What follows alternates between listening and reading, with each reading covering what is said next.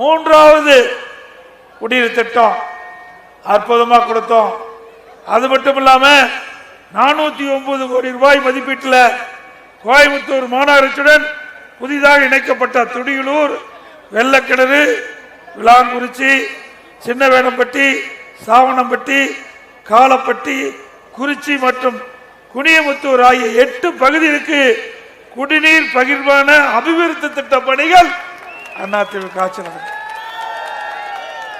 இப்படி ஒரு திட்டமாவது திமுக ஆட்சிக்கு வந்த பிறகு இந்த கோவை மாவட்ட மக்களுக்கும் கவுண்டம்பாளையம் பகுதி மக்களுக்கும் செய்திருக்கின்றார்களா?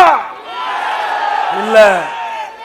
நாம அதிமுக ஆட்சியில கொண்டு வரப்பட்ட 3வது கூட்டு குடி திட்டத்தை திரு உதயநிதி ஸ்டாலின் வந்து ஸ்டிக்கர் ஒட்டி திறக்கிறார்.